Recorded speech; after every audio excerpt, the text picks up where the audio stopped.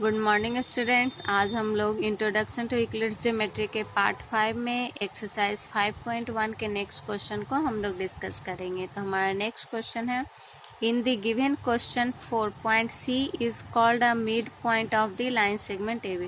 Question number जो 4 था उसमें क्या करना है कि सी जो है वो क्या है, वो उसको मिड पॉइंट ले लेना है। ठीक है। Prove that every line segment has one and only one mid point.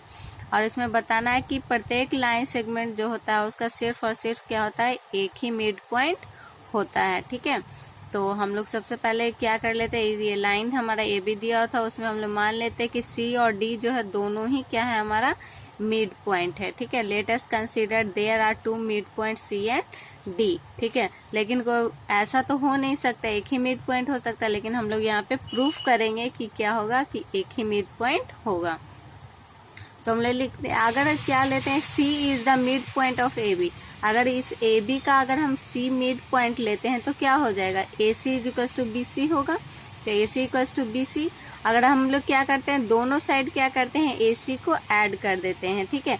तो equals are added on both side. तो ए सी दोनों तरफ ऐड कर दिए तो क्या हो गया, इधर twice of A C equal to B C plus A C. B C plus A C कितना होगा, ए बी होगा। तो इसको इक्वेशन फर्स्ट हम लोग दे देते हैं। ठीक है।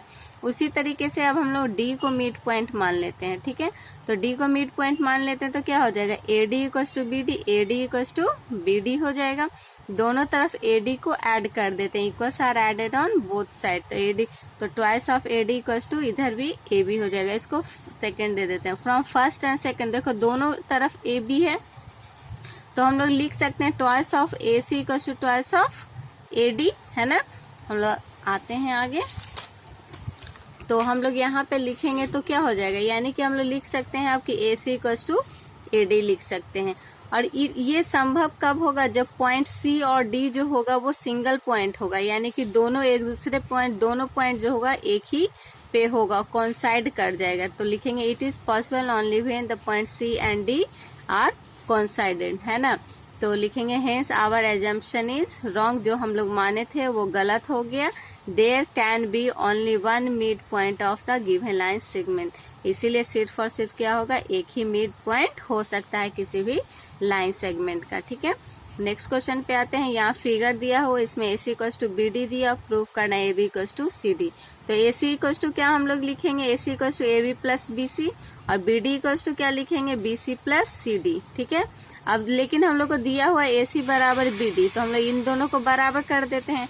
तो A B plus B C equals to B C plus C D. अब बी और बी सी इधर है, तो दोनों साइड कैंसिल आउट हो गया, या फिर दोनों साइड बी सी को सब्ट्रैक्ट कर देंगे, है ना। तो हमारे पास कितना आ गया, A B equals to C D आ गया। यही हम लोग को प्रूफ करना था, ये प्रूफ हो गया। नेक्स्ट क्वेश्चन पे आते हैं। Why is axiom 5 in the list of Euclid's axiom consider a universal truth.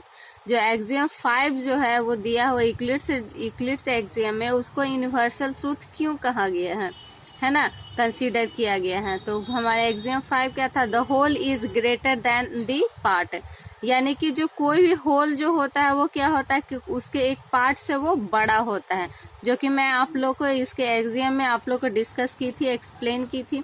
जैसे हम लोग मान लेते हैं कि T is representing the whole quantity, जैसे T है जो क्या कुछ एक होल क्वांटिटी को रिप्रेजेंट करता है, and only A B C are the part of it, और उसका A B C जो उसका क्या है, अलग अलग पार्ट है।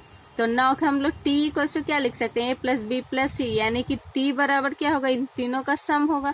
इसका मतलब कि T जो होगा वो इन सब से बड़ा होगा, है ना।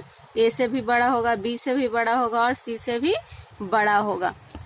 तो हम लोग क्या कह सकते हैं, clearly it T will be greater than all its parts A B and C, यानी कि वो क्या होगा, वो सभी से T जो होगा वो इसके सभी पार्ट से बड़ा होगा। So it is rightly said that the whole is greater than the part. इसीलिए ये सही कहा गया कि जो होल जो होता है वो किसी पार्ट से वो बड़ा होता है। ठीक है। ओके।